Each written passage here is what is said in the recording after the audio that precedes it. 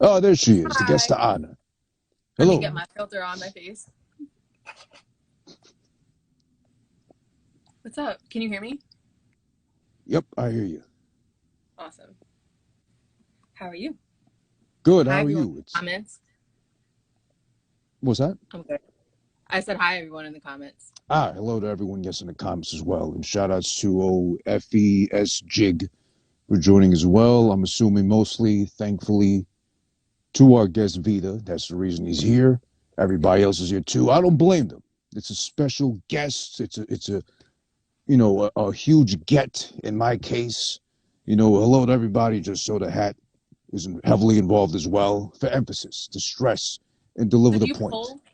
Do you pull on them, and that's how it No, happens? it's like a air bubble in here that go whoop. Ah, I see. I was wondering when I saw you on with Ivy. Shout out to Ivy. Yeah, shout outs to Ivy too. Past guest on episode 3, I believe. Selena, the Netflix series. Shout outs to her always. And Mhm.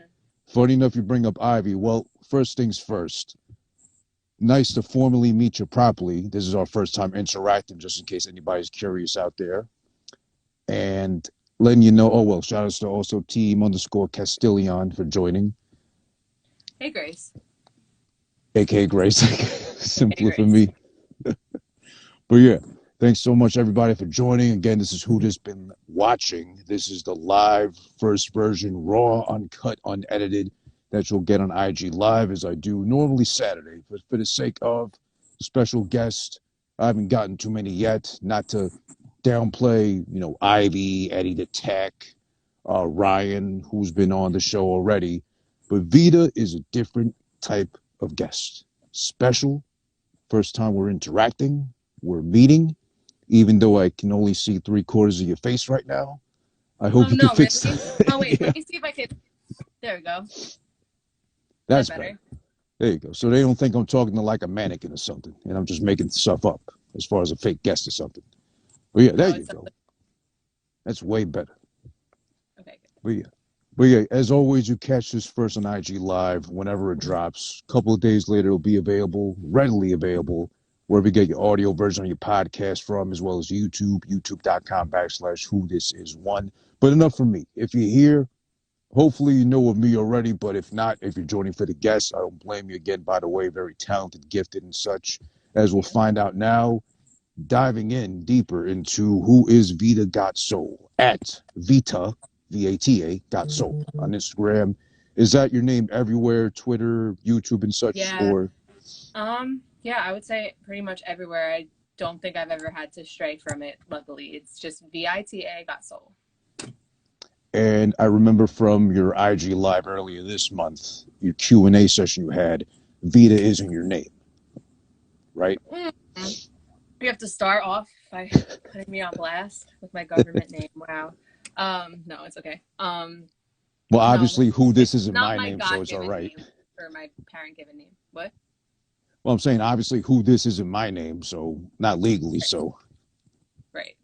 No, but a lot of people are fooled and think that Vita is my real name, but it's not. It's close to my real name. I will say that. The letters of my real name are in Vita.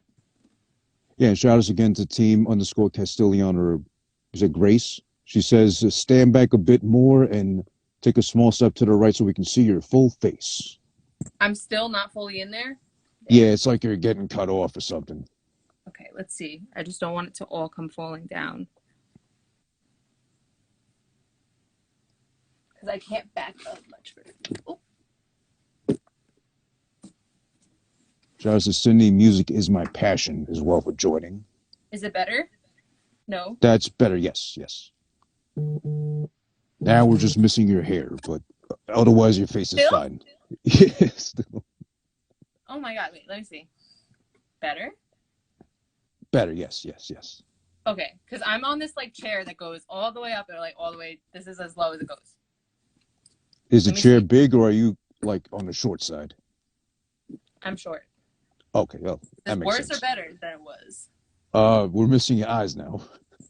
Oh, wow. Because on mine, it comes up that I'm fully here, but I guess on everyone else's, it does not. Well, I mean, for the sake of for the video later, we don't want to like have three-quarters of half your face No, here I and there. agree completely. Yeah. Is this better? Let's settle on that for now. I think everybody knows it by now. No, So like really. Uh, it kind of stand back. reminds me, yeah, it reminds me of like when people do like documentaries on criminals and they blur out the eyes or box it out, pixel it out. Oh no. What about Yeah, now? that's better. That's better. Okay. We'll just assume you Wow. have hair. Never had this happen. Yeah, I'm but in a as I safe was space saying, right now. I'm home, so oh, that's fine. I I'm live in not New even in York. my home right now, so at least you're better off than I am. Well, as we were getting to, Vita Got Soul's today's guest. She did pick today's selected feature, what we're going to discuss in full detail.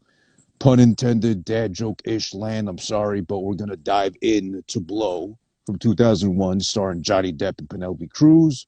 But first, before we do that, we know that's what we do here at Who This Been Watching. By the way, your first time joining, thank you for doing so. This is a movie recap slash review show, thinly veiled, to cover up the sake for me ranting and bitching about what went wrong or what went right with the movie. I just need something to vent, a platform to do so. But right now, I'd like to open the floor first off and foremost to, again, our guest, Vita Got Soul. As we already been introduced formally, thank you for the hearts, by the way, everybody out there watching, and shout outs to all yous as well. Please share and let everybody know she's here live doing this, Mm-hmm. granting me the favor to do so. Vita, I know you know about the voice box, as I've been told by Ivy, as I've been told by Luna Bird. Shout out to both of them. Mm-hmm. What can you tell me about the benefits and what you've gotten from the voice box? Because I keep hearing great things from them, as I know you've mentioned, and you got also, please feel free to promote. I believe it's March 3rd, your voice box unlocked session. Yeah, you just checked off like all of my three boxes for what I came to kind of like dive into. I can't stop using the pun either, so it's fine.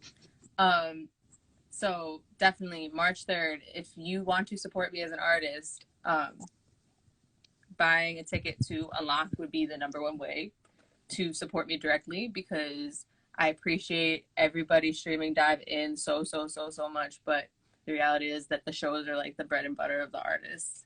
But keep streaming it because the more traction you get. So that's out now. That's my debut single of 2021. And the voice box is kind of like the driving force behind motivating me to and teaching me the way to properly execute a rollout, properly emote. Like it's just such a spectrum that they help with. Like most voice coaches just do the technical stuff, Right. but Capicola also knows, and that's the founder, by the way. Um, she knows because she's done it. Like she is an active artist herself. Um, Also, the emotional part of it, it's like there's therapy involved now. Like it wasn't always that way. Like, but now she's been able to infuse therapy with like the boot camps, which I did 3 of. So I basically just like put myself through the ringer after a really hard time in my life Mm. because I was sick of like settling for and like being upset with myself but not doing anything. And then when I found the voice box, I found a community of singers just like me and a coach who understands me and other coaches who understand me. So it's like really a beautiful thing, honestly. I'm surprised I didn't cry talking about it. It seems like you're on the verge too, which I wouldn't blame you because from what I've gotten from Ivy, from what I got from Luna, and I'm sure anyone else who shares too as well, the voice box seems to be a whole, besides a collective of artists and creators as you all are, it seems to be like a boot camp of sorts to really shape you into tapping into your full potential as to who you want to be and who you'll eventually become. Yeah, pretty much. It's about evolving there. And um, it's just, I have no other words than what I said is that it's just a great collective to be a part of. You can audition to be a part of it, and you can find Even them. me, It's, what? Anybody who even wants me. to be a part, but you have to take, like, Capicola doesn't just let anybody in who's not serious about developing. It's Oh, uh, like, I don't know. It's just, it's a great place to be if you're an artist and you really like need people that are like you. Like, I feel like artists are different, or people who are into creative things in general, movies, entertainment, like anything like that is a passion like that on that side of oh, the so spectrum is like All inclusive, so it's not just singers, Oh, no, no, no. performers That's per not what I'm se. saying about the voice box. The voice box, I mean, I'm sure that she's had like there's definitely a bunch of like slash actresses in the voice box theater and whatever, but backgrounds, like things all like that. But I think what I mean is like when you need people who understand you when you're creative, Ah, like period. So for singers to have that, because I remember books, I like didn't quite have friends who understood what it's like to have to like put all your money into something that like isn't like reaping the benefits quite yet, like because hmm. there's a lot of stuff that I've done in like the past with the industry that's like it's like there's scams everywhere you turn, so like to Yeah, find some I'd like to find a like a development program that is the real deal and people who care about you and like you form real bonds. I don't think that any artist wouldn't want that. hard to find. I can only assume as an artist as you are too. It seems initially you might be able to find, you think, a group, a couple of select people that might be into it just like you are, same goal, same paths. But then as you develop, as you grow as an artist, performer, and such, you start to find that obviously you do have different goals and paths to follow, but Right. you also have different, let's say, views on dedication, how serious you want to take it, where you Mm-hmm. want to go eventually, what you want to do with yourself too, because it is something as simple as maybe you're both singers, but then you have one view on where you want to go. It has another view on where they want to go, maybe, perhaps. So Mm-hmm. it's all about, I guess, setting your own glass ceiling per se, right? Exactly, and I feel like we all encourage each other because some of us have bigger goals, and I think others might not have ever thought that they had that goal until they were all in a chat together. And like, it's very nice because we all have the same goal, though, was like kind of like to spread a message of sorts. Like the voice box definitely has a collective message, despite each of us in the voice box standing for our own selves. You know what I mean? Mm-hmm. So that's what's cool is like it's not necessarily a group, like we don't do every single, like we don't make all of our music together necessarily, but like we all are like we're friends, like we're really tight, and it's that's the best part about it, like honestly, hands down, is that I feel like eventually they will be writing about this, like as like because think about Motown, it was kind of the same Mm. thing, but it was a label. So I see big things behind this, and I'm really like proud and grateful that I got to get in on like the ground floor basically, because I definitely believed in Nikhil the second that I heard about the voice box. I was like, I need to be a part of Yeah, that, and that's why Unlocked is yeah, going to be so. definitely. I definitely hear nothing but good things about the voice box in general. Again, as you vouch, Ivy as well, Loon as well. Shout outs, by the way, to Miss Kulo. If I'm getting that wrong, forgive me, but hopefully got it close enough because Kulu sounds like culo in Spanish for ass. Hi, So Kulu. hopefully she has fun with that name. That's my pro. Uh, Also, that's who you were referring to. Yes, I my comments have not refreshed. I still only see Grace, but that's okay. Ah,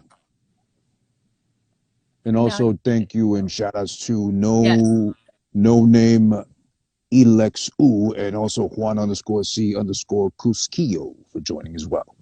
I'm sure it's all for Vita, but why not build an audience and enjoy yourselves while you're here? We've just been watching yes, and again, if which you you're do watching dig the live. conversation or love the movie that we're Mm-hmm. about to talk about, or like indie artists like me, tune in and Definitely. send it to people. But tell me more about March 3rd. Well, we'll also get into the single you have out, Dive In, which, by the way, please feel free to flex and flaunt as much as you have to. You earned the right to do so. Thank you. 1.5, just shy of streams, as it's been readily available for a couple of days only now. So we'll get to that in a little bit. But please tell me more, since, you know, Dive In's a nice little intro to what you got going on, what you're doing right now, how you're feeling at the moment. It's a really nice, touching song. Mm-hmm. My one gripe is that it's so short. It's like 2 minutes and change of sorts. But I know that's the culture right now. Everybody's got a short attention span, so you got to cram it in as much as you can. Mm-hmm. But That's part of why I chose it as the first one, it amongst makes some other sense. things. But I mean, the fact that it was like so short that people would want more, it's like, Oh, yeah, definitely. yeah. But do tell me more first about what you got coming up with March 3rd.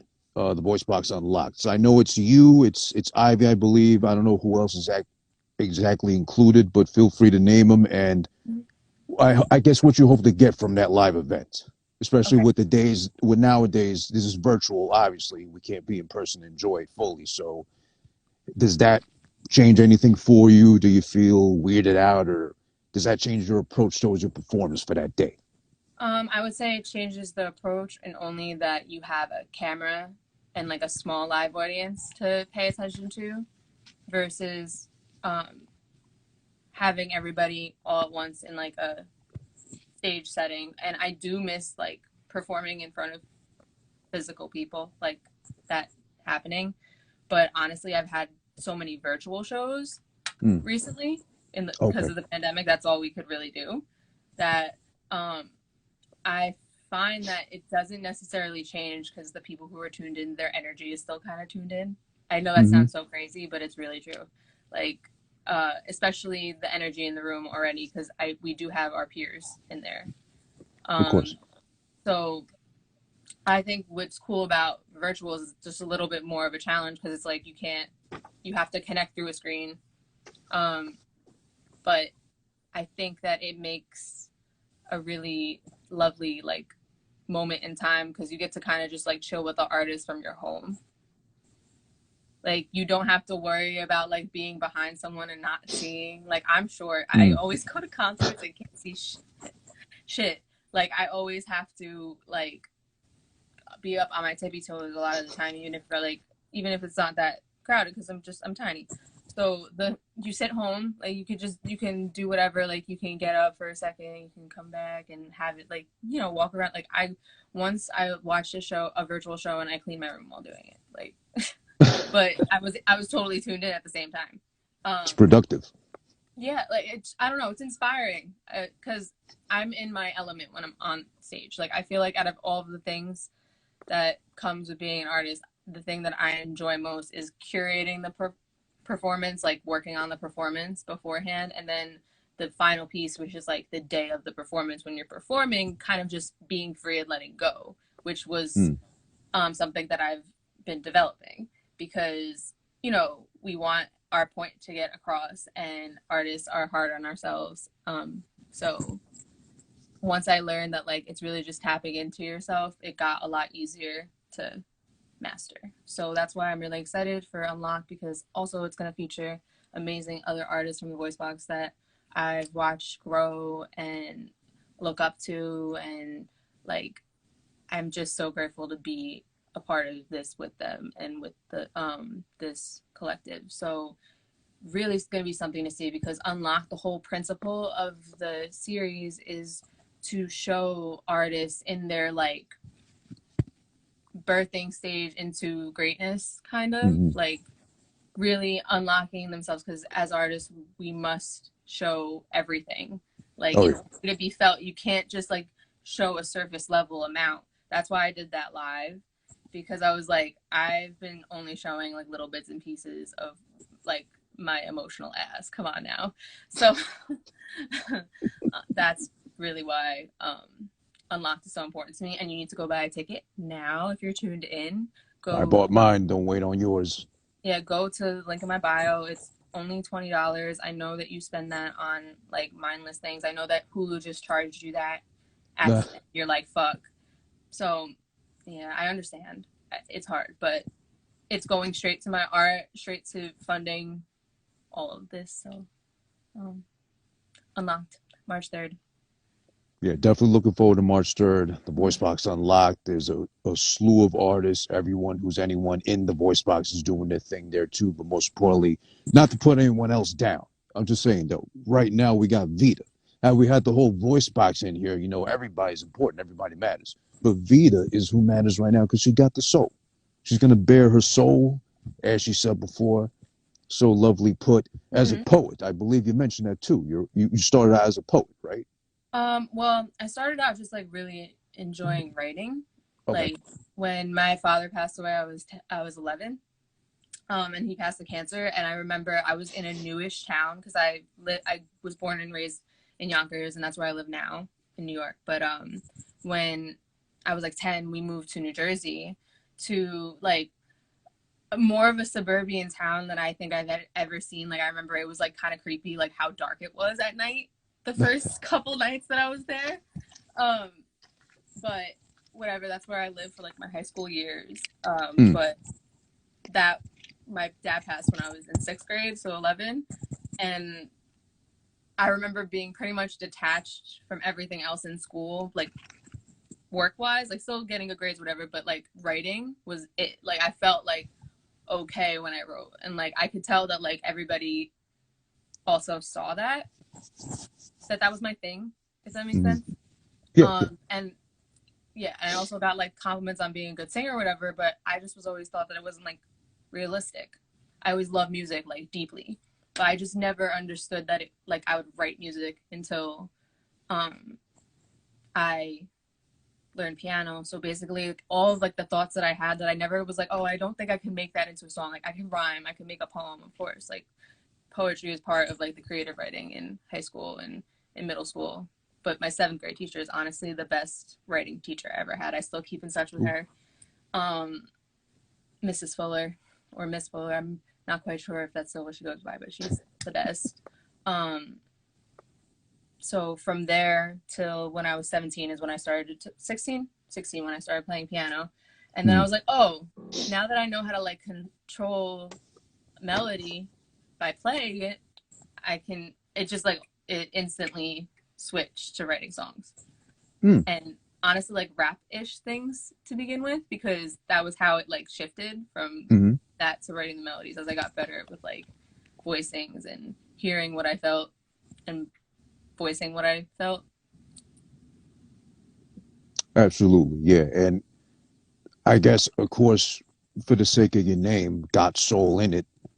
You do have it there. You can tell from Dive In. You can tell from the little bit I've seen of you, at least on your profile. I've been able to skim through everything too as well, try to really take it all in and understand Vita and her soul better. So let's talk about, I guess, appropriately enough, diving in. We're getting to know you right now. I'm sure the people in the comments joining us right now do know you better, but I got no idea. But I'm besides the still not artistic seeing your phase. comments. It's so sad. It's not refreshing. Hold on. Let me see. Well, in the meanwhile, shout out to everybody for joining so far. Who joined us in the meanwhile? We've had a slew of people come in. XOS Interlude, shout outs to you. Oh, Isaac hi, underscore Exotica. 1203. Ruby G underscore Hi, music, shout outs Ruby. to you. K Photo Shoot Fresh, Big Meep 30. Oh, with me. And I am underscore J underscore Jackson as well. Shout outs to all you and wave. Hello. Yes. But yeah, dive in. That's the first thing you put out now for this year. I know you mentioned from your IG live earlier this month, 2021 happens to be the year now you want to take your career, quote unquote, more serious, or actually set goals, have something in mind to actually accomplish. I mean, first step would be, of course, the single releasing. Congrats on that, by the way. And also, you got the voice box on lock March 3rd, as we already announced and promoted. But why is this year specifically, per se, as you put it, the year to take things more serious or to actually set goals this time? I think that it's a couple different things. I think, first of all, that I kind of last year was the year that I stopped getting in my own way in the biggest form, like by not stepping into like my power every day, not singing every day, like just not living the life that I want to live, basically. Like and I think that it, like when you go through rough times, you get stuck in a cycle of like shock or like kind of like stillness, and where you just really need to process everything. And I feel like we'll get in our patterns of writing but not finishing the song and stuff like that. So again, like the voice box was a big part of it, and I went through my first loss with the voice box right before I started my first boot camp. I lost my service dog, who was like, I fuck with animals like heavy, and he was like the best dog I ever had. And I he got sick right before it started, and he passed the day before like the camp started, like before, like yeah. So, but I knew when that happened, even though it was like devastating, that like there was no way that it didn't happen that day, to then be like, and like to show me that I have to keep going, and like this was like my test to like finally like not let a loss like completely stop me from like consistently promoting myself, like not being afraid to say, hey, buy my ticket, hey, stream my song, like I believe in this, I worked really hard on this, like knowing that the work backs it up is what's developed over 2020. So like I feel like I had all of this time that I've had like these setbacks and like milestones. It was all for a reason, and right now I just feel very aligned in that reason. So I think that the reason why 2021 is the year is because like this was supposed to be the year all along. But 2021 is the year because we've just seen too much shit in 2020 to not go all in 2021. So much. Because that's my biggest fear, is to die without, like, not to get dark, but like to die without like telling the stories that I have to tell, and pretty much do it like fulfilling my life's purpose. And I know that there's no way that like I could take life for granted after like my experience in life. So it's just not to get deep on everybody, but to get deep on everybody. Well, you can't dive in without getting deep. So I mean, yeah, and bringing it back around to your single. So yeah, so bringing it back around to the single is that I've got very vulnerable on the single because I had been hiding from my vulnerability, which would then stop me from connecting with people, right? So Dive In was written in quarantine. It was like the first song that I wrote and recorded in quarantine.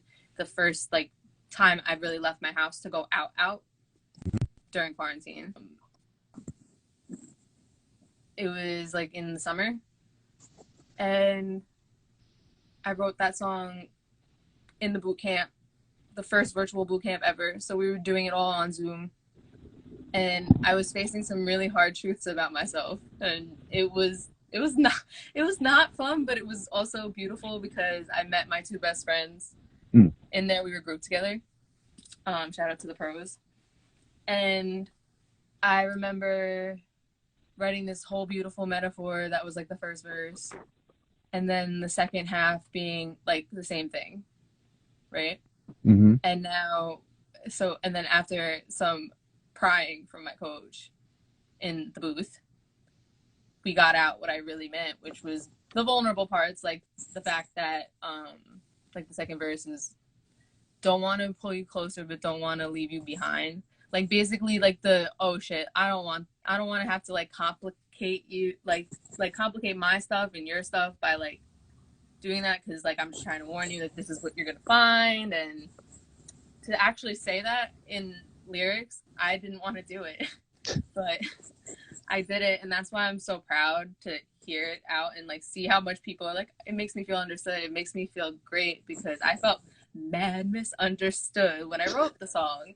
So to make it, for it to make people feel heard, that's the nicest thing. I've been taken aback all week, honestly. So that's why I appreciate it so much. My Soldiers streaming Dive In on all platforms. It's out right now, and it should be on IG like for your story in like a couple days. But everywhere else, it's there. Make a TikTok to it. Like literally, it's a vibey ass song. And what's sad about it dropping in the winter is that every time I listen to it, I'm like, well, I need water and like sun. And it's so cold here. I was so brick today. I have to admit it is kind of cold just because I'm outside for the sake of doing this right now. You're outside? I'm in my car, but I'm outside, quote unquote, per se. But I bundled up. I got my mitts on and everything. Yeah, I was out there all day because I make money walking and training dogs. I wish I had that job, honestly. I love dogs. It's the best. It's the best, most interesting job. And I'm sure it is. So crazy because your energy is like dogs feed off your energy 100%. Dogs are awesome. Mhm. I guess, but I remember from your live, which is so funny to me. I don't know how much of this you want to bring up, but I remember from that live, you kept scolding, rightfully so. You need to discipline them early on so they know who's boss. You kept disciplining your dog for licking himself way too loud while you were No, trying to wait, answer the wait. Q&As. No, that's not what I think. I think that so with him, I have to tell him to stop, and like I will keep telling him to stop, but I don't like inflict anything on him. I just tell him, Oh no. hey, yeah, like because I'm actually a force-free trainer, science-based, and I did a lot of work actually on it. I just dogs were like my second passion growing up, but music was always number one, and I realized that you can't like run like I feel like each will feed into its own. Like I know I'm gonna give back to that cause as I um go all in with music, but I that's why I foster and like do things like that. Mm. But I also advocate for like not using any type of like not science based things. So like when I sit with discipline in dogs, I don't quite I believe in positive reinforcement. That's Yeah. so basically like you reward them for doing what you like, and then they just basically just start repeating what you want to see, and they love you and they trust you, and that's what's cool about it is because I feel like there's just misinformation out in the world across the board, not even just dog training, but like for example what the fuck just happened in our country. Mm. Like not that our country is great because now we all the veil has been lifted on America, you know, but definitely like there's a it's a problem that the truth isn't like the first thing that you see. Oh yeah. Yeah. It's So everyone's across the version board, of the truth. yeah. So yeah, that's what but he's sleeping right now, so he's not going to be licking himself anytime soon. Yeah, but that can be annoying because I had a dog too growing up as well. I had a miniature pincher, so I'm a Oh dog man, person too. did he run your household? No, I didn't let him. My mom did, A but I min didn't pin? let him. A Yeah, min pin that didn't run the house. That's rare. I didn't let him. No, I was firm from like 10 years old. I knew I'm the boss.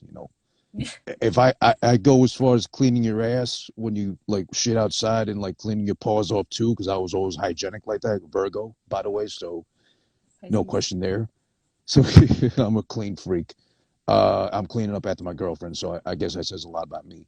But yeah, I never let him run the household like that. So I do love dogs, but eventually I'll get another one. But yeah, you got to just, at least in my case, it's always firm no when you do something wrong, no spanking, no nothing. But Hmm. I guess it could be agreed at least you got to be affirmative also with the no, at least to not do something or kind of wean the bad habits out of them. Yeah. I mean, it depends. Sometimes you just have an energy of like I feel like certain people don't know how to like that like punishment could be used in the right way and only if like you're just like a shot in the dark in the right way. So not punishment, but like certain dogs finds like depends on the dog that you get is what I've learned working in behavior. Not to get too deep into it, is that Of course. some dogs are just more afraid and like they can't take they'll just freak out. And then others just listen right away and they're like, all right, I get it. Um with him with my the dogs that I've worked with, because I've worked with hard dogs, I'm not even gonna lie. Uh when negative stuff happens, I ignore it. I don't agree with that. I'm sorry. I No, get where you're approaching. I yeah. get your approach. I totally respect it too for the fact that you've got patience to do that. And that's, I would guess, on the grander scale of things, it's admirable. But I'm also realistic too, where even with humans, if they're starting to act up before they like, take that and run with it, you gotta no, right there, stop. I gotta stop you right there before it get loose off the tracks per se. It also varies too. Like if he's about to run himself into the street while we're walking because he decides he wants to cross the street, like I have to pull him back as hard as Right, I right. can so that he doesn't drag me into the street because he's my dog that I have right now is like 70 pounds and he's an old man. But he's still like he'll be like, oh, I just want to go, and I'm like, no, you may not. So I think it's again, it depends on the dog. With him, I can kind of do that type of stuff where I'm like, hey, stop, like that's not it, like, and I'm on live, and then he'll just kind of look at me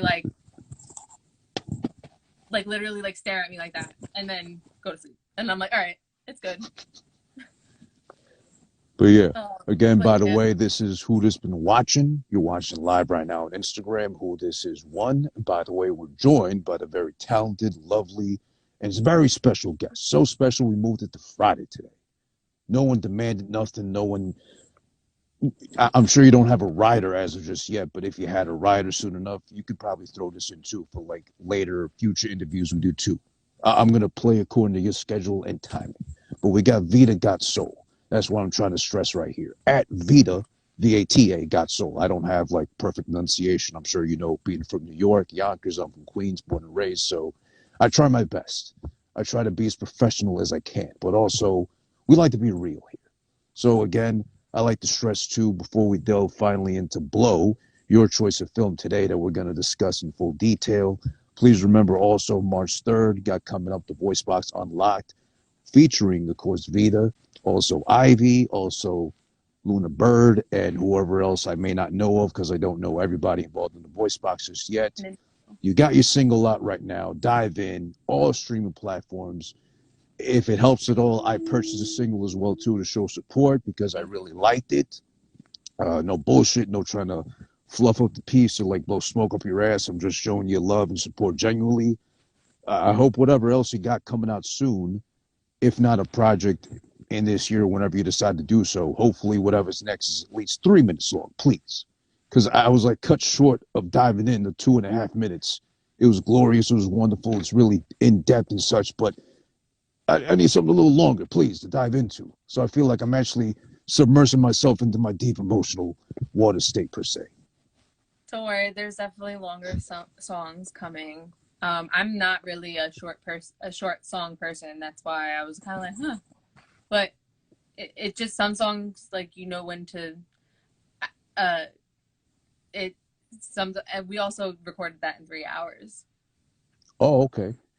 which was fun. But like no, like I believe in that with that song. Like I don't think there's anything else that I would have been able to even add without it being too much. Like I'm sure like the live versions, whatever we do, will vamp out or something. Which the live version, you know.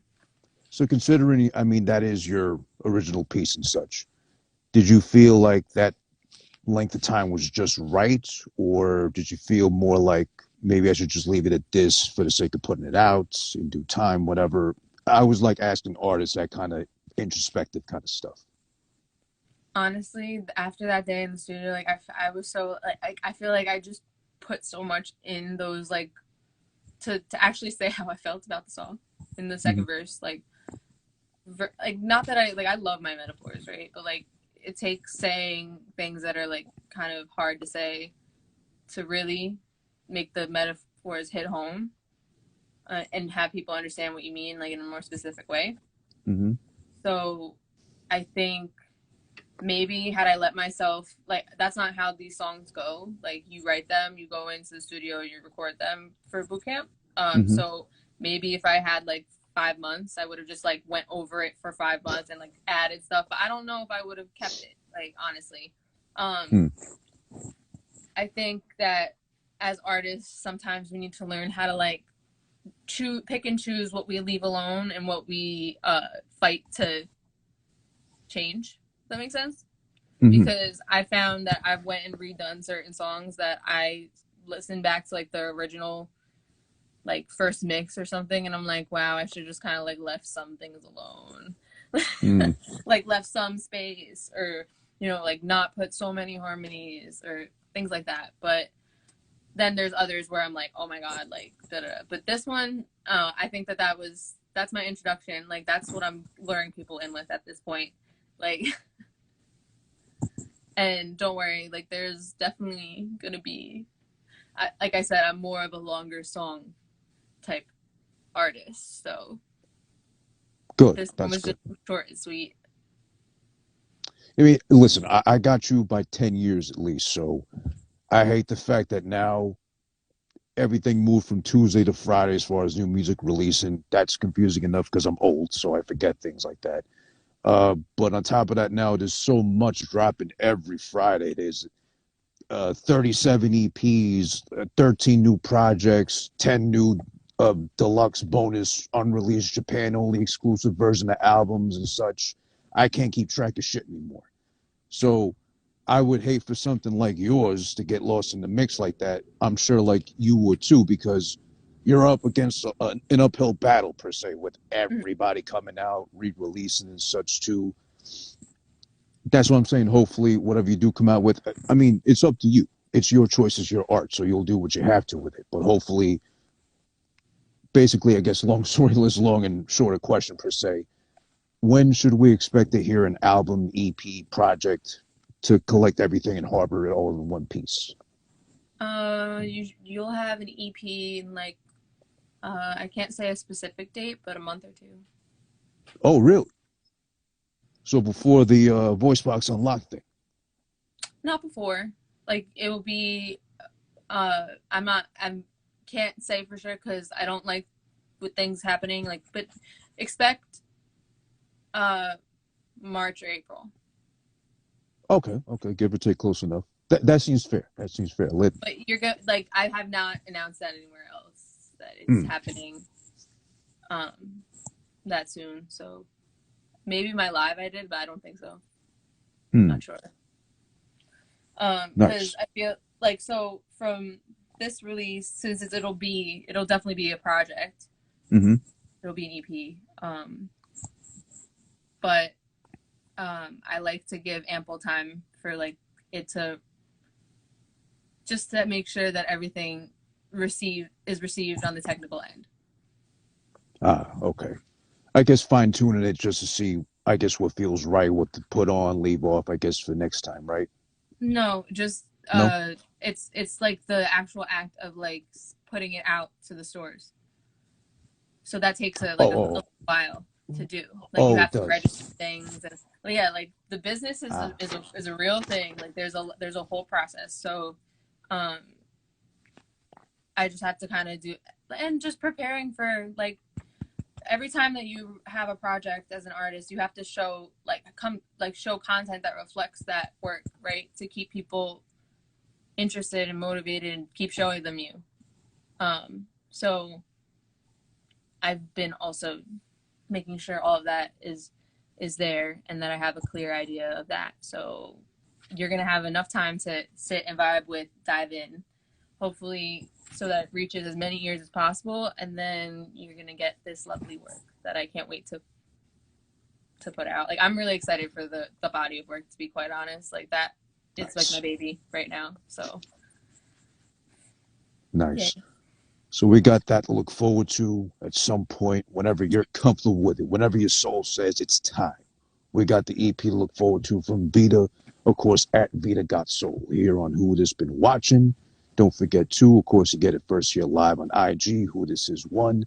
Now, without any further ado, of course, listen, I like the recap, I like the review, I like the rant, or better yet said, let's cut the bullshit. I like the bitch about movies. If they're bad, they're good. Emphasize what went right, what went wrong, and everything too. And for the sake of today's special guest, VITA Got Soul, by the way, and as also thank you to everybody for joining who's in here right now in the comments. Is your comments still frozen, VITA, or yes? Is that Jesus, Instagram? Can I go and come back in so that I can see everybody's lovely words? Let's see if that works. Yeah, if it works. Yeah. BRB. Gotcha. Who has been watching? We're waiting on VITA to come back into the room. Please don't leave me just yet. I swear to God. She's coming back. I didn't play any tricks on you. My mind's right here. I can't play any tricks. I got mittens on. See? I'm outside. I'm giving you whatever I can right here with the ears. Can I do this in the meanwhile while she comes back in the room? Please don't leave. Just stay right here. Stay put. We still got more of Who Has Been Watching with VITA, of course. And okay, there she is. Hopefully this wakes. Instagram, don't block the art. There we go. Come back. Okay, we're waiting on VITA. Okay, there you go. All right. Okay, is my whole face in the frame still? Yes, this time, yes. Okay, good. Awesome. Yay. Thanks so much for doing that. Hopefully that seems to work, and hopefully you'll be able to see real time the comments coming in, because there's a lot coming in for you. We got people that like the ears, but they're demanding They're waiting. They're getting impatient now. Ever since you announced an EP, now you got to give us a date eventually, and whenever it's gonna drop. Don't keep us waiting, Okay, yeah. please. So I can't tell you an exact date, but I could tell you the name of it. Oh, okay. It's gonna be called Ultraviolet. Hmm. Ultraviolet, huh? Mm-hmm. Is that final or is that still kind of TBD? What do you mean? Like to be determined, or do you got any other tentative titles per se? Oh, I had like a giant list, but that was the one we went with. We as in who, besides that yourself? Who helped you with Um, that? well, it's ultimately my decision, of course, but like I definitely consult with Akela for one, and then another like a bunch of other trusted people. Like I'll like ask them the names, and but like when it depends on who feels strongly about what, and then I take that everything into consideration, and most of the names that I give, right, like when I'm like giving them to people, is like I'd be fine with any of them. Like these are like the cream of the crop, like left the ones that I like came up with or whatever. And yeah, I feel like now a title needs to kind of make you think, so that way um, you tune on in. And also like ultraviolet's cool because my hair is literally like an ultraviolet color. It's like purple and blue, and it depends on where the light hits it though. I don't know how you girls do it with the streaks and colors. I wish I could have done when I was younger myself. But is that a bitch to maintain when you got colors and all that in your hair? Or streaks, at least, better get said. Yeah. Well, I mean, I've just had it for so long, like the colors, that it's not that hard. Now they have like things that came out, like conditioners that you just put in your hair, like as a mask, and then you wash it all out, and then it replenishes it for a little while, and then I have somebody to do it, so it's not. It's Oh, well, of course. So convenient, huh? You got someone to help you do it for you. well, not in the house. Like I definitely maintain it in between, but yeah, I will say it is a bitch. But like it, I've committed to the blue and the purple, so it is what it is now. We'll see, like, as I blow up, if I decide to go natural, then just have wigs. But for now, my hair's really purple and blue. But you know what? Speaking of ultraviolet, and I like the title. It's simple but effective, and definitely, as far as we're getting to know you better, it's just more applicable to you got soon enough project itself, the EP, better yet said. But I want to hold you to it to this, if anything. When it drops or close enough to, I'd love to have you back on so we can discuss the project too. I get to listen to it. We get to Oh, really absolutely. sit down and like really immerse ourselves in it too, so we can just kind of expand off that too. So Yes, we can dissect it. awesome. So we'll definitely, dive into that as well too. Whenever it does drop, whenever that's ready for us, and you got it prepped for us to actually indulge in. But now, without further ado, let's please discuss what you chose as today's film, Blow, 2001, starring Johnny Depp, Penelope Cruz with her heavy ass accent. But a Oh young Penelope God. Cruz, so it helps that she looks so good too. You kind of Oh tolerate my the God. accent. I know. And, some other people I don't know the name of right away. I'm sure you'll be able to correct me since it's one of your favorite films. But a standout to me was Ray Liotta. Pleasant surprise. Yeah, I love Ray Liotta. I don't think he really got to I love do Lilo too. much. Yeah, I love him. Overall, he's good. Um, I don't really me. I don't know myself, so let me not speak out of my ass. But as far as I know, I haven't seen Ray Liotta too much per se, or he hasn't really had an expansive, like No, decorated career like that. he hasn't, and that's what's so. I think that's why I like this movie so much. Also, is partly because he's in. Because Goodfellas is also. I feel Oh, like Goodfellas is higher on the list than this movie. It's just I chose this one because I felt like it would be the best conversation of my favorite movies to have with my song, just because it's like kind of in California and yeah, vibey like that. But it's a deep movie, and it's like a cousin of a mob movie, so it's only right. And so Ray Liotta being in it as the father, just kind of like in this like background role that he did so well. Like yeah, I think that he did a good job at it. And there's been like another one or two Ray Liotta movies, and I'm like, yeah. But you know like what? no, like so I think that's why he keeps it so limited, because you know. But it is weird that he hasn't been in more. Like, it's Yeah. literally just Goodfellas and a couple more sprinkled in there and then Blow. Those are the two that stand out to me anyway.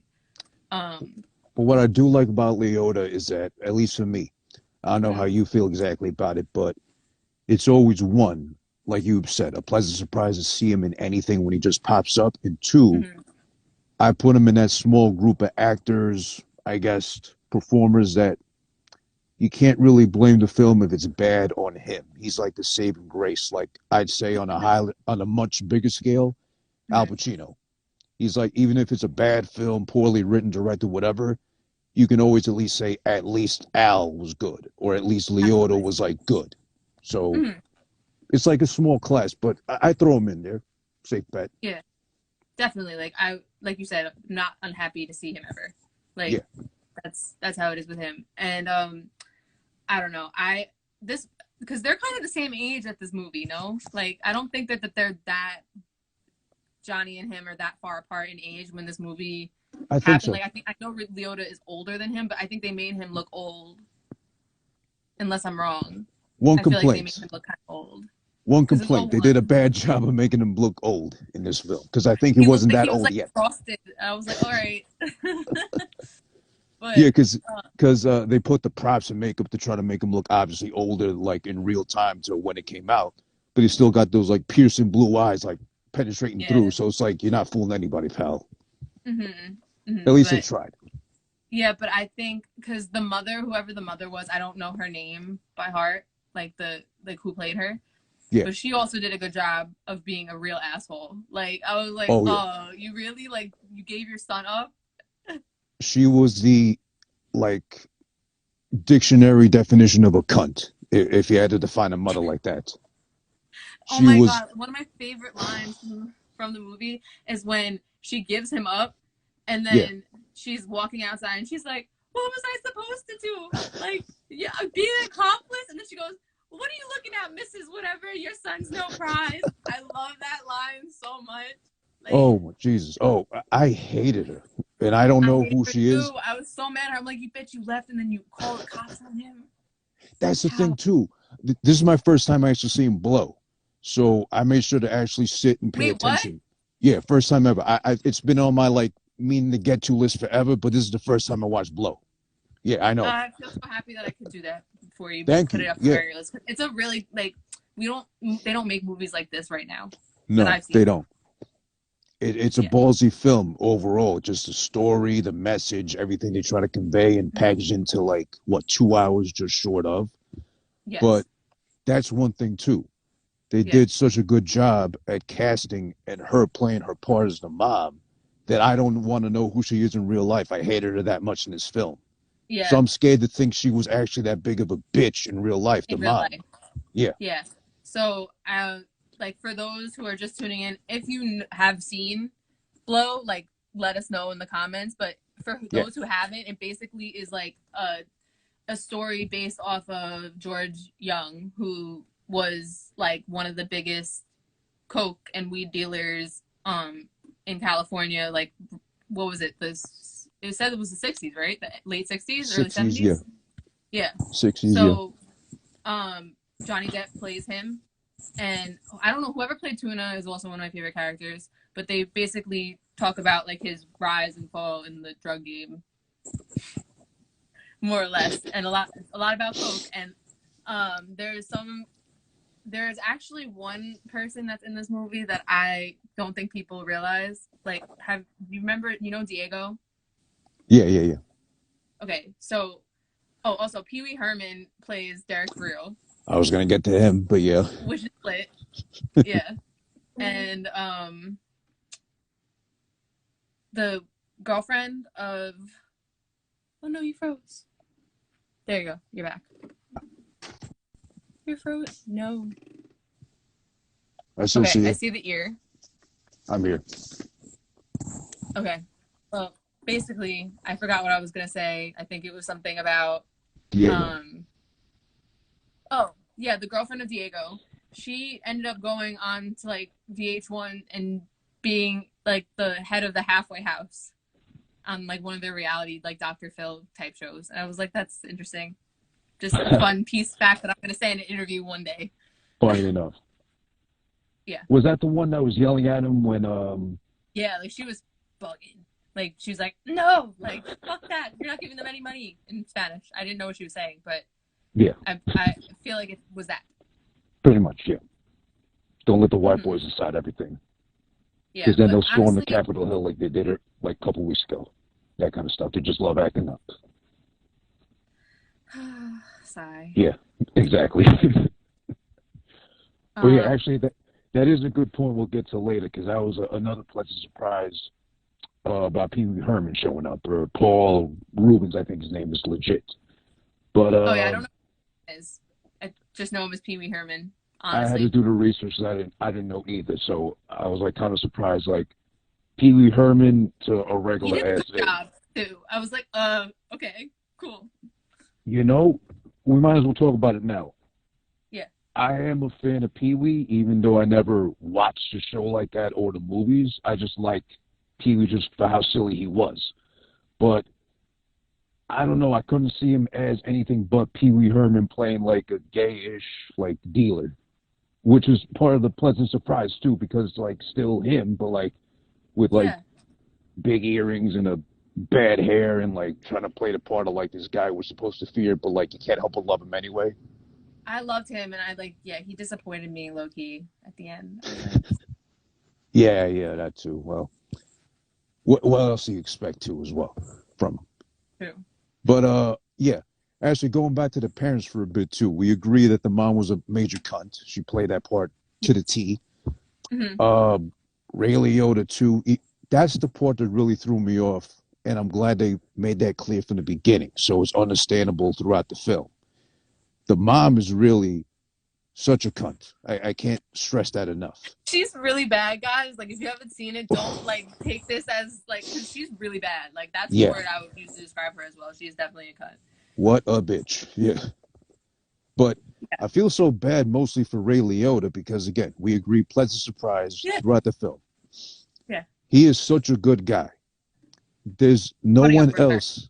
There's no one else in George's life besides him as a good dad, which is rare to see in the 60s or 70s, even still nowadays, unfortunately, that's there Mm-hmm. for him the whole time. He puts up with his cunt in and out of their lives, leaving when she feels like it because there's no money. I get that, but still, like, relax. You have a child you're showing all this You to. can't just So, like leave your child. yeah, because she feels like it or she feels entitled enough to be like, oh, you there? Yeah, Okay. So I was saying, like, of all things, once you have a child, I feel I'm not a parent yet, and I'm sure you'll be whenever you're ready too. But I think when you're a parent, once you're a parent, you don't have the right to just up and act like you have a life anymore. It becomes about the child and setting good examples and trying to tough right. it out if times get tough like that. But she's just Yeah, up like and at him on the bus, first thing moving out of town when like there's no money on the fucking she's literally in like, the we're household. broke. Fuck you. I'm leaving. Right. And at least he has the decency to be like, not in front of the child. Don't let him hear this. Don't bring him into this shit. And then she's just doing it anyway too. And then what? She came back randomly one Christmas of all days to come back. On Christmas, and he fuck you.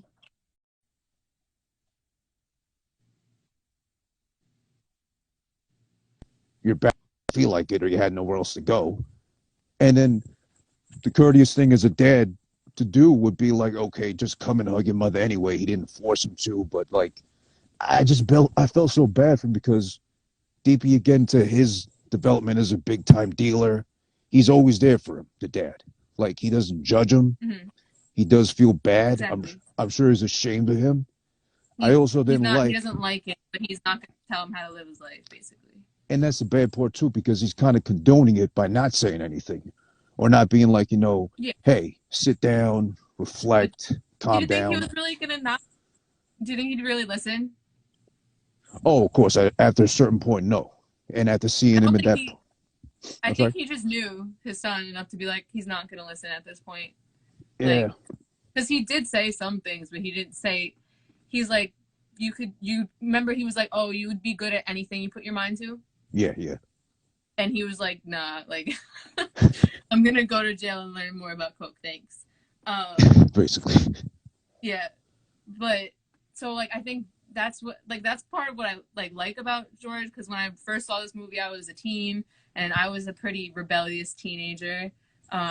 Before I found music, actually, I was just a pretty rebellious person because I was going through shit.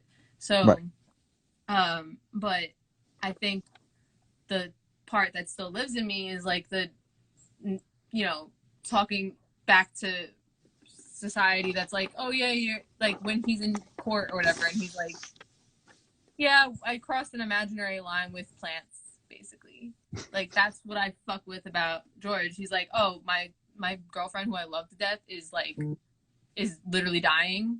Yeah. I'm not going to jail. I'm going to be a fugitive on the run. He's like, and once again, I was a fugitive on the run. Like when he would say those things, I'd be like, yep, like that's what I love about this movie is that he, like, I don't know, like he seemed like he just wanted like some sort of to succeed in his own ambitions and have money or whatever, and it's sad to watch him like crumble at the end when he realizes what's really important, which is dad had told him all along. Yeah. You know? But then that also comes back to the dad too, because yeah, I mean George made it clear by his actions, and dad did say, "I know you're the type of guy that if someone tells you you can't do it, that's your driving force to just do it." Mm-hmm. And probably more and better than anybody else. But that also, I mean, besides literally the drugs he was selling and doing, that is a drug in itself too. When you become so over obsessive with just wanting to prove everybody wrong or just Yeah. do your thing because someone said you couldn't. That can Yeah. also be a driving force for bad, like it was obviously in his case, his story. See, So I feel like if we're going by the story of the movie, not the real story, because I don't really know what happened with George, but I mean, before Barbie, before Barbie or Barbara died, who I loved his girlfriend. yeah, She was like, I liked her character. I don't know who she is either, but I think that she was just like, he really loved her, whatever. I think that he messed up after that. Like, I think that everything after that was a mistake yeah, because other than his daughter, because he loved his daughter, but like Penelope Cruz was crazy. He should have never stole her from like the higher up, because at that point that was why he got like beat up and everything. Like he just didn't care. Like, so I guess his personality served him in ways and also didn't. hmm yeah, oh yeah, definitely because And at that's the end he was like without his daughter, which was the one thing he loved. So that was really sad. right, and that is another thing too that kind of I wouldn't say so much of a gripe, but I'm just kind of like a head scratcher with that. Well, Mm-hmm. head scratcher with that. I mean, is that he just knew. Of course, it's a movie. Stories fluffed up, developed to be presented in a certain way. Right. But it's just like he knew how to mastermind everything possible with no hiccups, no mistakes along the path too. Perfect example was how he met Penelope Cruz in the movie too. Like they're just Yeah. looking at each other from across the room. She smiles at him. He knows exactly what to say. Fiance conveniently enough comes up, hey, this is my lady, whatever. Don't be rude and go that way, whatever. But he sticks around. They talk. Next thing you know, they're fucking, they're kissing, they're making out in the lobby, whatever, and then they're just married, like right then and there. I know that they definitely rushed that part, and that's what I'm saying. Like, so much happens in this movie. Like, I forgot until I watched it last time. I'm like, okay, we're still at the stage where like I feel like there's a pre Barbie stage and pre Barbie dying, and there's a post Barbie dying stage that like goes through this movie, but it's so many things, and they really make it go full circle, which I noticed, even though they go through it really quick, especially that portion, because they're married and she's pregnant, like it's literally like that. Yeah, exactly. But and that like they're like this happy, and then she just like slowly gets like really like irrational and irate, and they, when he overdoses in the delivery room, that's a pretty crazy scene too, we should talk about. But I think there's definitely like a his rise, and Yeah, then his fall. So I feel like the top, like where he gets to his peak, is like his fall. Like, the second that he gave his connect to Diego, right? Diego. I fucking hate Diego. But yeah, once you give it to Diego, like, that like he's gonna go and like do something. Like, that's why you kept it from him in the first place. So I think there's definitely like him realizing, oh, like I'm not really fully built, like from the movie standpoint anyway, like I'm not really fully built like them. So I guess that I'm gonna tell you my connect because you're getting me like now I'm getting the shit kicked out of me. And like Diego basically. was just shady from the jump. Like he should have got rid of Diego the second that he met Escobar, I feel like. Which is another thing too, because at least from what I remember, obviously I was young, and I don't think you were even born yet when like Escobar was like at the peak of whatever he was doing, with the this and Yeah. that. I don't. I as a Hispanic, I'm not going to deem myself Latinx, as that's just stupid. I'm sorry, Mm-hmm. politically speaking. But I hate when they whitewash or try to change how someone actually looked if they're Spanish to conveniently fit the movie. Because Pablo Escobar was barely taller than anybody. He was built like a meatball, if anything, with like just hair left over on top and stuck a mustache on him, and that was it. But of course, he's a kingpin, so who's going to dare say anything Yeah. to him? Extra tall guy, whatever. That's one part I didn't like so much because, They did make him kind of towering in this one. I didn't even think about that, like, honestly. So, they made him literally imposing, which he didn't have to be because he was already like that. He's like at the top of the world, of fucking yeah. the drug world, better yet said. Mm-hmm. Also, uh, who's to say he actually did deal with Escobar himself, according to the Well, story, because we don't know that. I think that's what made him significant as like his story as in the system, because I think that's why that detail is there, because he Mm, had interacted with him, and like that's probably what they got him on too, being connected to him without it going back to him, I guess. Um, I guess that's a but good I point. mean, we don't know. Again, like we don't really know how much, but at the same time, I feel like um, in the movie anyway, what they depicted as is that he liked him more than Diego because Diego was acting weird. You Yeah. remember, if you remember that scene, he was acting strange. Oh, He shicey was and everything. he was mad nervous, and then so that's why George just went and was like, okay, so listen, like like when he pulled him over instead. Yeah. So I mean, I don't know what it was, but clearly he was good at being a drug dealer. I'm like, I haven't really looked into him as like a person past this movie. I definitely looked to see if his daughter like went to see him, and she never did. I don't think. So she never did, even in like probably real life. No, but he's out now, so I don't know if he ever got to find her. Because Mm. when before I was looking up like the part of the movie so that I could put it behind the flyer, like the "May the wind always be at your back" quote that I love. Hmm. So I was looking it up, and then it was like George Jung after getting released, and I was like, "Whoa, he got released! Like that's how old I am now." Yeah. Which is a good point too to bring up because the daughter part. Um, I don't know. I always feel like this is my opinion, of course. So yours may differ. Anybody else watching, listening, whatever, all respect due. I do feel at the core of it all, addiction, problems of that sorts kind of stem on the individual. That's where it starts. It can also be, family. You saw it. You think it's probably an appropriate escape. However else you get into it too. I just hate when it affects somebody you're supposed to quote unquote love like that. In his case, his daughter. It's supposed to be his heart. As he said later on towards the end, I left pieces of my heart all scattered around. He dreams of obviously her coming back into his life, Mm-hmm. ultimately forgiving him, being there for him as an old man. I'm sure as he's, gone through his woes and sorrows per se. But it seems like, and I think it makes sense in this case for her sake only. If Mm-hmm. she cut him out of his life completely in real life and in the movie, I think she made the right call. Oh yeah, like in real life, of course, this is the movie, so like they make you feel for whatever. But of course, in real life, I can't like hold it against her. Like, but if that was really his story and he really did care like that, I don't hold it against her. But I also wish that she would just go see him because it might help her to hear that he's sorry. Um, like sorries can only go so far when some like you don't have to let somebody back in your life. You can let them say sorry once and then be like, okay, but I'm still kind of like gonna keep you at a distance. It really depends. So like I feel like also if the mother was really like that, like in the movie, like of course she's not gonna go see him after that. Like after he promises to take her to California and then the day that he's supposed to take you, he gets arrested again. Like and I thought that was sad because I think at that point he didn't want to be in the game anymore.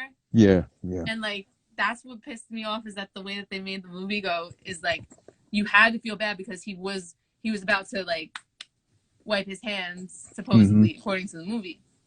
So to know that on the day that he's like, I'm done, and when they're all looking at each other, like, oh shit, like I like him, and we're about to like, and then he comes back in, he's like, why the long faces, like, Yeah. and then he just knows, like, that part broke my heart, and then like since I'm a artist, musician, whatever, I automatically hear every time something really sad is said, they do that like that like little piano. I don't know.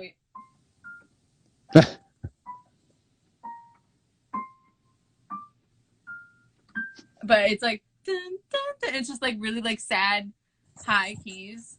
Um and every time something really sad happens, like him about to like go take his daughter to California, like that will come on, or his dad about to die, like he'll be like, I lost it all. But it's like, but I also think that it was like a powerful part of the movie was like the songs that they chose for certain parts, like even the opening song like was pretty lit for I'm the sure movie. as a musician too, you can appreciate when they pick just the right shit to go with what's going on in the scene too. Because Yeah. there's a lot of hits and misses. No movie I feel that I could think of right away got it perfect, but this one pretty much nailed it throughout. Yeah, this one was pretty good. I enjoyed the choices that were made. It's like I feel like there's a lot of great movies that their soundtrack is on point. You just don't necessarily notice it unless you listen.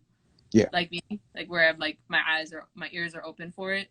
Um, but I'll notice a bad one real quick. I think Oh yeah. people will notice a bad one automatically. Um, but a really good one is the one where you're like, what song is that? Yeah, that too. Yeah. And a good one or a good use of it in the movie will be if you go unnoticed or it just kind of flows, everything goes together Right. hand in hand and you don't Right. question it. A bad one that I could think of right away, I don't know if you ever seen it, was Batman vs Superman: Dawn of Justice, I didn't see where what song. there was no soundtracks as far as like songs from the outside brought in, but I Mm-hmm. was surprised at the composer. I believe it's Hans Zimmerman, I think. Oh wow. Okay. He fucked it up so bad because it's basically like, let's say, for example, a part in there. The bad guy Lex Luthor's like, as all bad guys do, like over elaborating his plan and explaining to like no one who needs to know. Yeah. But there's like strings, pianos, like it sounded like he dropped something on the piano conveniently enough every time he's talking. And I can't make out what he's saying anyway. Like I don't want to listen to, but still, if I wanted to, I can't make out what the fuck he's saying, kind of thing. So it's always a talent to have a good soundtrack to fit what's going on visually per se too. It drives it home. It helps. But keeping it with Blow, I mean, as we dive into Blow, um, I love it. it is a good movie overall.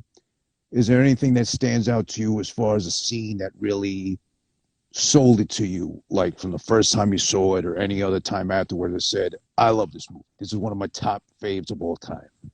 I feel like there's just so many iconic scenes in it, like in pop culture, hip hop culture, whatever. Like, not even just like the movie itself, like what it kind of like how it lived on as like I know like Jadakiss sampled. It was like on one of his next tapes. Like this is like a really like random fact, but he like the what did you get this stuff like that line Mm-hmm.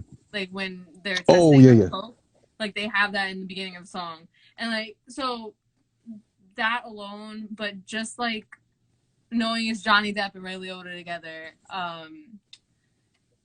there I feel like there's a few scenes for me that stood out, but like obviously the quotables, like the "May the wind always be," like I know that that's like a saying that people have said before, but whenever I thought of this movie, that "May the wind always be at your back, the sun upon your face, and may the winds of destiny carry you aloft to dance with the stars," like that's so powerful.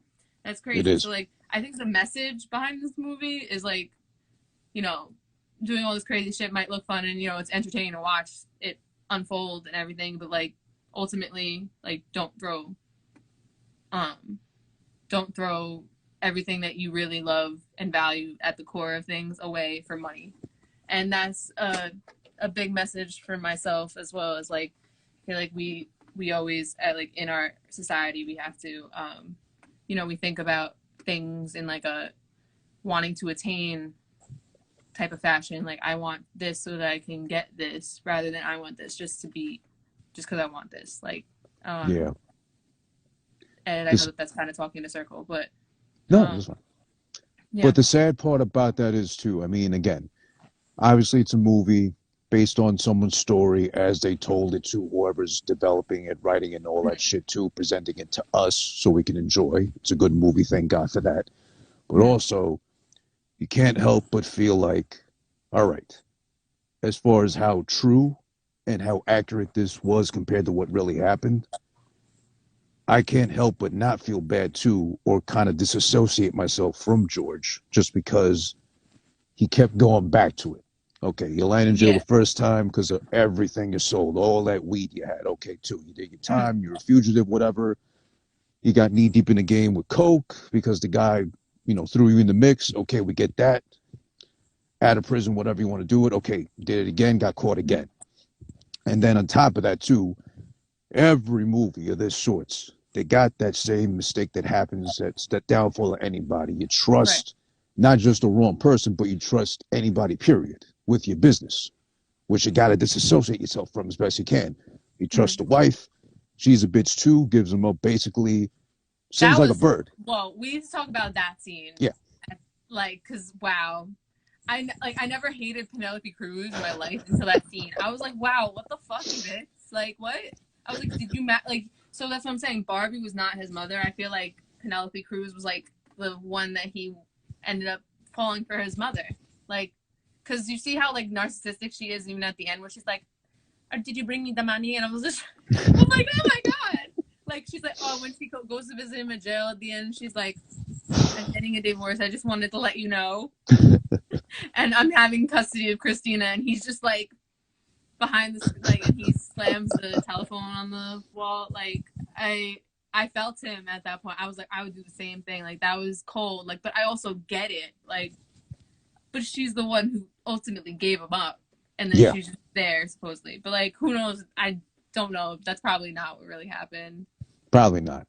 But then again, for the sake of the movie, though.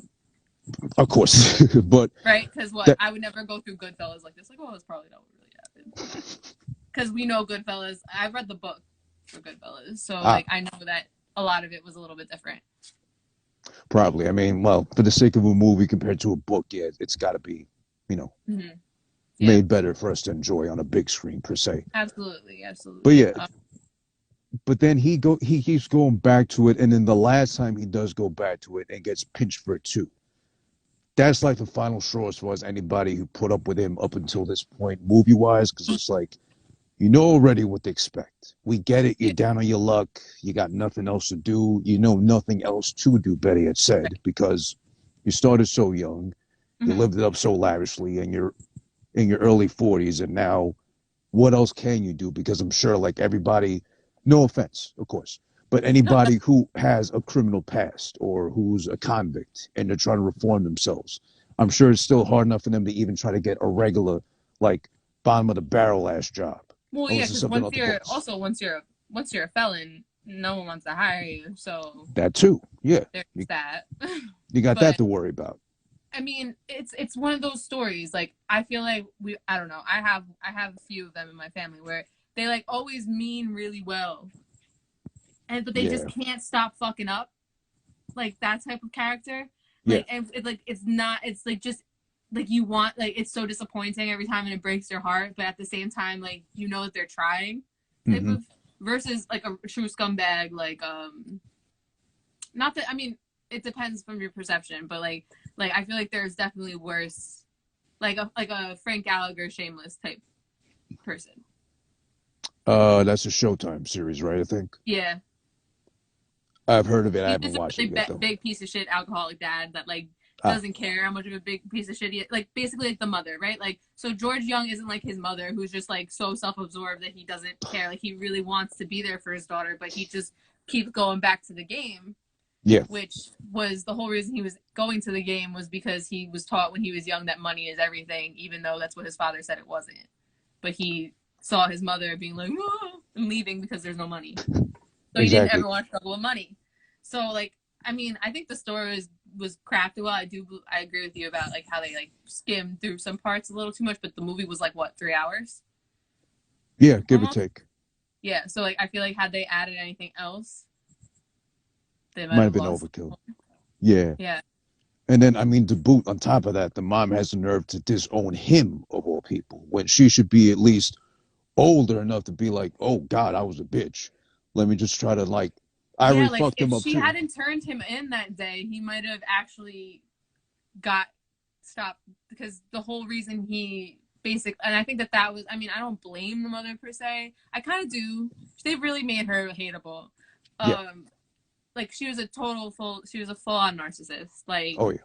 yeah, like just the typical uh that like that era, what was it, like yeah, like that type of mom. Um and I think when you see how it takes him from there to basically going into the jail where he meets Diego versus if they had just not said anything and he just went off and then maybe came back, served his sentence or whatever, like who knows what would have happened. But ultimately, even at the end when she disowns him, like it's Yeah. her turning her back on him his whole life. And of He course, wouldn't there's good even old dad there to like console yeah, like him, but like, she was the reason he wasn't allowed on furlough. Because this is like my 50th time watching the movie, so I like noticed new things, and that was the one detail I forgot, like didn't necessarily notice in all the other times watching it. Was like, yeah, your mother shot that down, and I was like, oh bitch, like he could have gotten out to say goodbye to his dad, and like you said nah. yeah, She that's said it so would crazy. upset him, and I was like, such a cut move, like the worst thing you could, like going out of your way to like, someone's in jail, but of course, I don't know. He's a villain you want to root for because he's definitely like they make him the protagonist, but he's definitely in a lot of ways the villain. They don't Yeah. show him killing anybody, do they? Like not that I remember. I think he only got shot in the shoulder. Like he was the one who like they don't actually show him like doing any type of murder, which I feel like other mob movies I still root for the people who murder people, which is not you know who I don't know what that says about me, but sometimes in that type of a movie they make it centered like around that story. So, but in this, I've noticed that they didn't show him doing anything like really violent, which in the drug world normally that's what happens.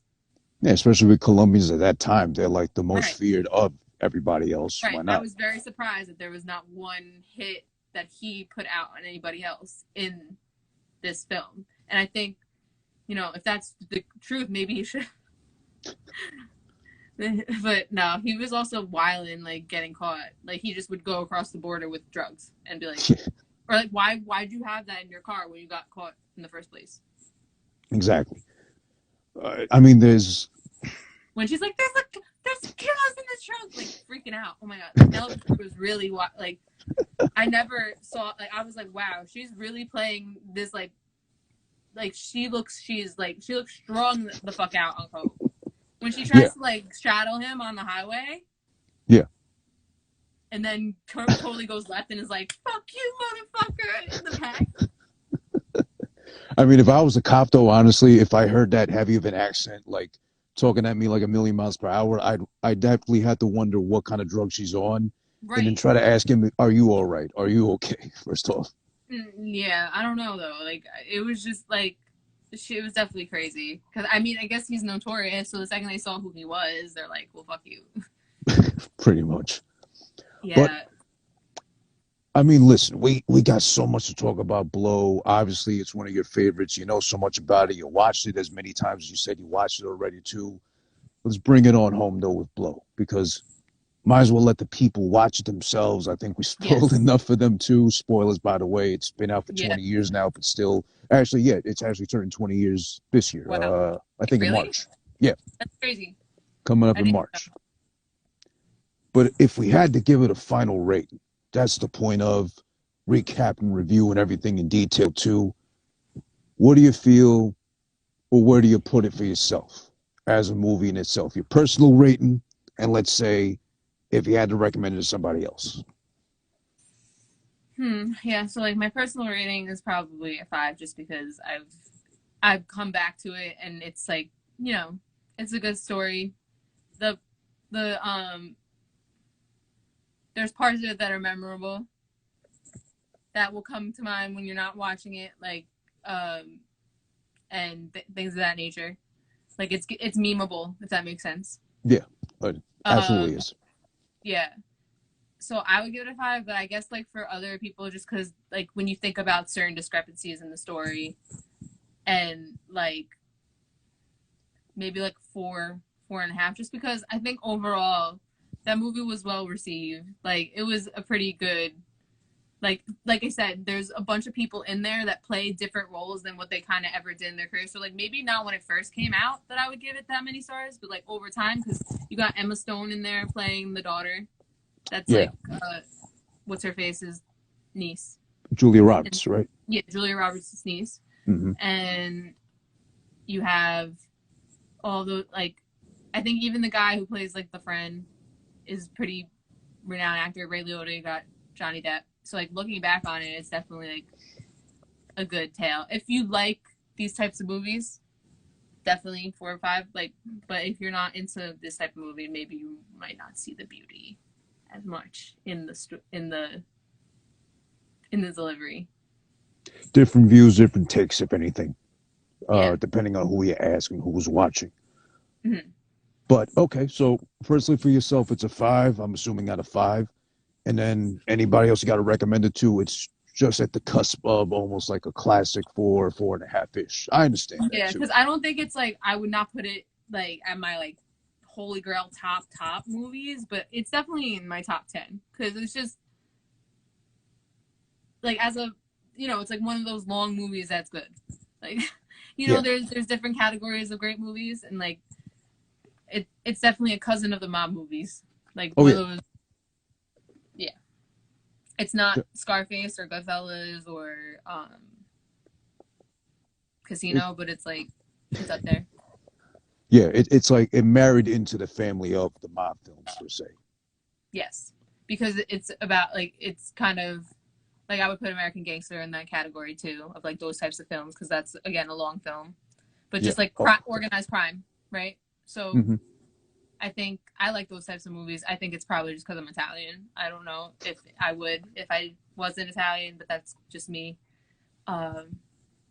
But yeah, I would put it there. And then for anybody else, like who's just a regular movie person, maybe like a 4.5. Because again, it's Johnny Depp. Like, you're getting good acting. It's not like I even though there's some things ridiculous about the movie, I don't see much shitty acting in it, which is nice because I cannot stand. Good. Like, there's really terrible movies with shitty acting. So. Oh yeah. Or overacting. Yeah, definitely. Well, Ashley, since this is again my first time confessing right here, and what better platform than to do it here alongside Vita Got Soul, again at Vita Got Soul. This is who this been watching. Considering this is my first time ever watching Blow, leading into this episode, and because it was your choice, I thank you again for putting me onto it. It's been on my queue of movies to watch forever for the longest time. I do have a rating system I implemented myself for the sake of the program. So I would love to know your rating system. Oh yeah, I'm gonna actually go into it right now as I do every episode, because I like to keep it a little bit different. So in the sense of, let's say everybody's got 5 stars, or 2 thumbs at a 1.5, whatever, 1 thumb up here, 1 up your ass, whatever, it doesn't matter. I like to keep it unique enough to myself. So I do it like this. If let's say something's equivalent to a 4 out of 4, a classic, a masterpiece, I want more of it. Give me a prequel, a sequel, more of that cast, more along that storyline. Whatever you got for me, I want more of. I'm going to go with a yes. Give me more. Give me another one. Whenever you can, 2 years from now. If you got to go Godfather 1, Godfather 2, 4 year difference, it's all right, whatever. Now, if we move down to, let's say, something like a 3 out of 4, it's almost a classic, kind of close to a masterpiece, give or take, whatever you're feeling. But I still recommend it to anybody out there to watch. I got to go with a as in, what a pleasant surprise. I didn't go into this expecting much, but it was great, fantastic. If we move further down the scale, 2 out of 4, it's mid, I guess you could say, per se. I went in thinking I'd get something classic, but it was all right. I went in thinking I'd get something bad, but it wasn't that terrible, wasn't okay, I guess, whatever. I go with it's neutral, gray area, per se. Knocking it further down the line, 1 out of 4. that's what you probably go with. But in this case, I gotta go ahead and give, let's say, meh, which is it's bad, but it's not that bad. It's terrible, but it's not horrible.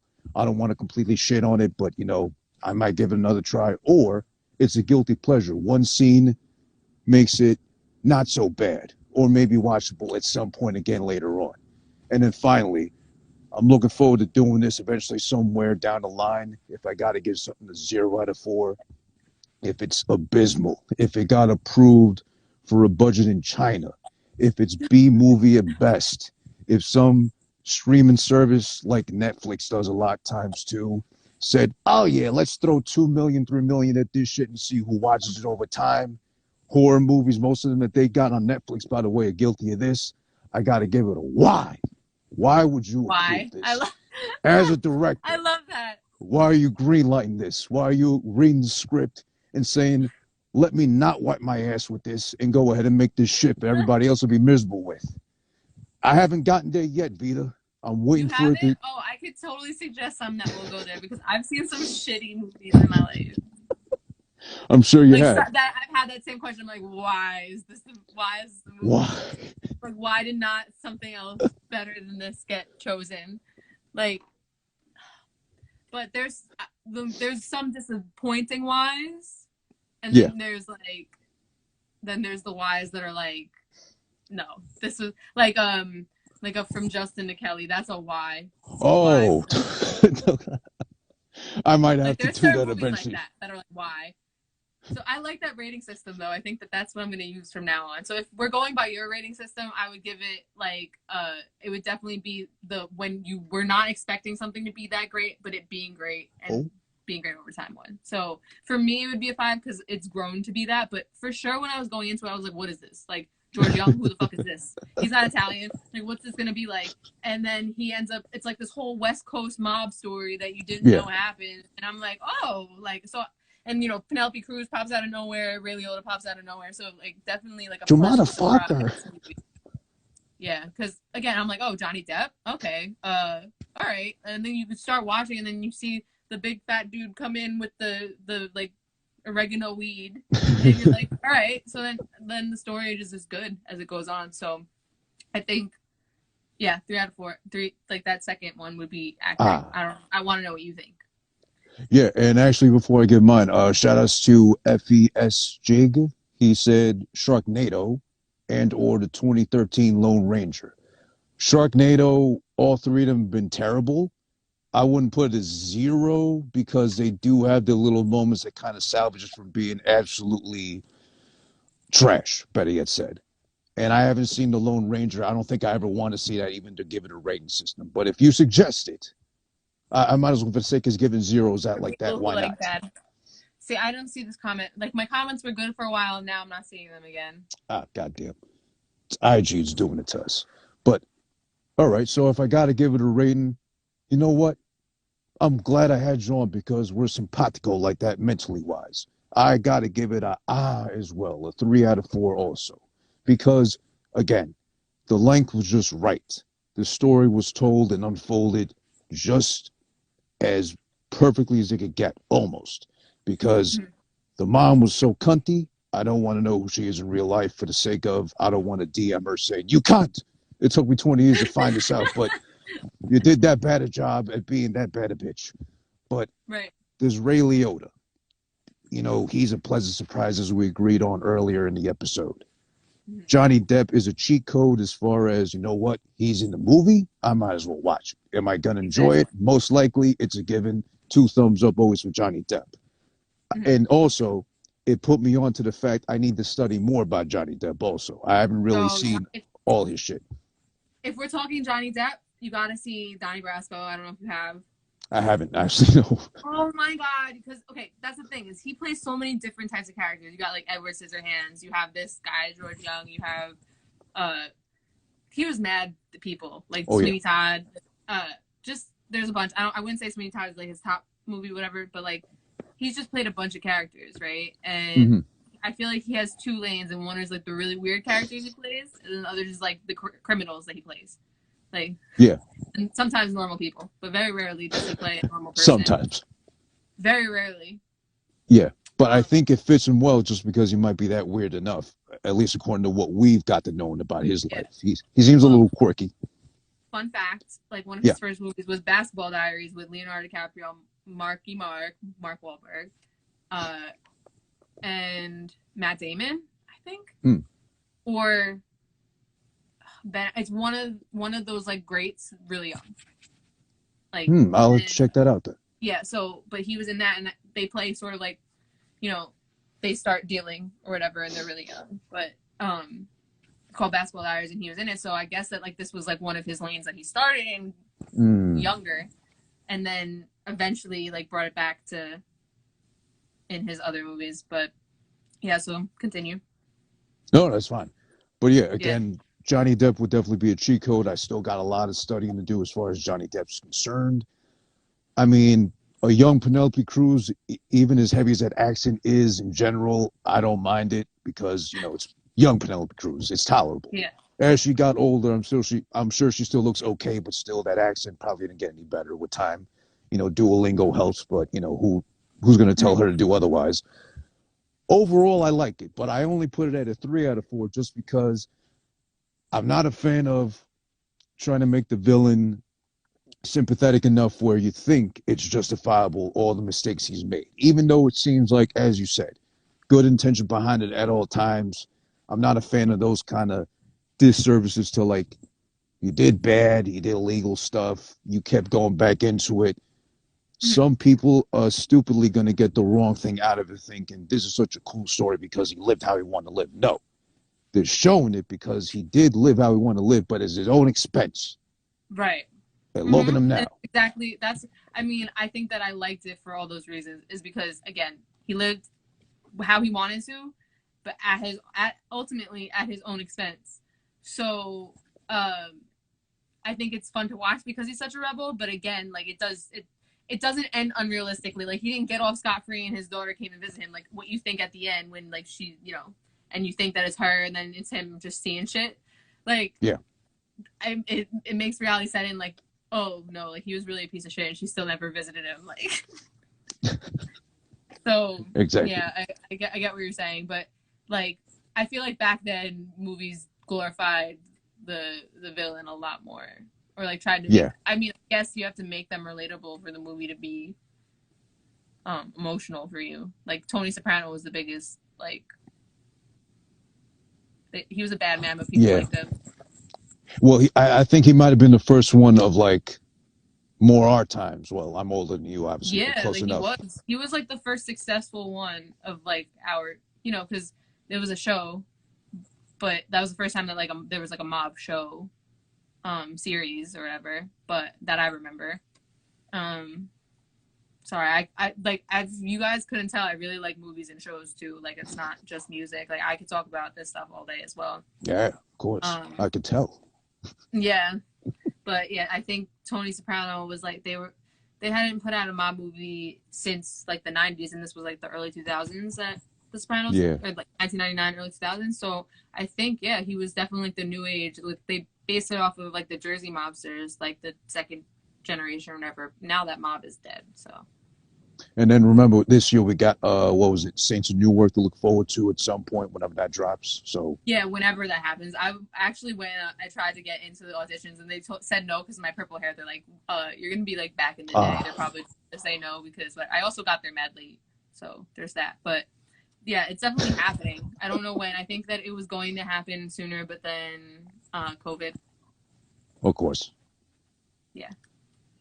But yeah, you know what? We went through a mountain of blow, proverbially speaking, and got through it successfully. Of course, with VITA got sold. Today's special guest on Who This Been Watching, VITA, it's been a pleasure to get to know you better, formally now introducing ourselves to each other. I'm glad you agreed to it, and also I'm glad you hopefully will agree to also come back in time for when you release the EP. Yes, of course I will. I'm excited for that. I'm Definitely. already thinking about what we should watch. Yeah, we can do something else too. Is that I think you said something that stood out. That might be a good idea for next time also. I'm going to try to listen back and remember, and then I'll DM you about it. But don't forget, by the way, right now, I'll let you do your thing as well too appropriately, so you can promote yourself as best you can. But Yeah, get my let's make final sure plug. people let's make sure the people remember that right now you currently do have out your current new single, Dive In, on all platforms. Buy it, support her any way you can, support all your creative friends, even if you don't know it. It's the first time you're meeting her, like it is for me as well too. Support her anyways, stream that thing. By the way, let it be a flex, whatever you want to call it. Don't be ashamed or shy about it. Just short of 1,500 plays right now as we speak, streaming wise. So let's get that up Yeah. to 2,000, 4 or Yes. 5 digits, whatever, how many zeros you got to put after it too. But let's let this girl live and be successful for the sake of the art. And also, don't forget, March 3rd, you got her as well, alongside a slew of artists, too many to remember, and no disrespect to nobody that didn't name right now. But the Voice Box Unlocked, March 3rd. Get your tickets, $20 only. Link in her bio at VITA Got Soul. Don't forget that. And then whenever she's got that ready for us to drop on the world, we got Ultraviolet, the EP to look forward to as well. VITA, please take it away. Let them know what you need to let them know. Wow, you like really did my job for me just then, because that's really it. But I'm just gonna reiterate. It's been my pleasure to come and talk with you and speak with you on one of my other passions, hobbies, whatever you want to call it. I feel like all art is interchanging, so this is what I do when I get to like relax and unwind, is watch movies and stuff. So this was fun. I appreciate everybody who's been streaming the single. Whoever has just met me like you today, go ahead to my page, hit the follow button, follow me on Spotify, follow me on Apple Music, so that way whenever my releases do come, even though you'll be tuned in on here, you'll be able to see that. Everything is in my bio, which the Unlock Tickets, which is my show on the 3rd of March, which is going to fly by and be here before you know it. I am already prepping really, really hard for it. So your support, again, means the world. That is the best way you can directly support me, is by clicking the link in my bio to buy a ticket. Then, of course, streaming the single, which Dive In, and it's on all platforms. And stay tuned for my EP, Ultraviolet, coming within the next few months. So those are the things. And also stay posted on my page, because I definitely have a lot coming about the single, about me as a person. If you'd like to get to know more about me, stay posted to my IG. Everything will be linked through there, with everything that I do. And follow me on TikTok, because TikTok is it right now. I feel like it is. I thought I wasn't gonna like it, and then I signed on and I was like, wow, this is so much better, because there's not like what you find is what you find, and it's usually for you. And they're not like, people go viral every day on it, and it's really insane. Like on Instagram, they kind of clogged up the arteries a bit. So again, follow me on TikTok at Vita Gasol, Instagram at Vita Gasol, and stream Dive In. And thank you. Is Dive In on TikTok to use? Yes, it is. And okay, honestly, good. I would like, that would make my life to see, like, one of the best things, obviously, other than hearing it from my fans, but like, and my soldiers, but hearing it from my 16-year-old Gen Z cousin who uses TikTok, that she was listening to the song in class, was one of my best, like one of the biggest compliments I've gotten since the single dropped, and I'm proud of it. So I'm going to say it, because as a millennial, we feel old, but I feel like when millennials and Gen Z get together, like, it's interesting. I mean, I laugh at their youngness, but I feel like they don't give a shit, and it's nice. They're ready to. It definitely helps. Yeah, but so TikTok is cool for me. I just get to be myself on TikTok a little bit more than on Instagram, which is more of like my like curated version of myself. The PR version. Yeah, Twitter, I would say, is somewhere in between TikTok and Instagram for me, in terms of how I am. Yeah.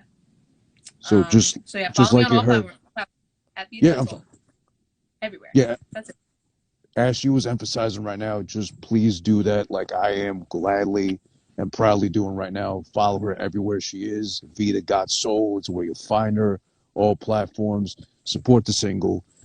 Get the single. Buy the single. I mean, there's something you could do even worse with $1. That's all it costs to buy the song. Get it. Support it. Why not?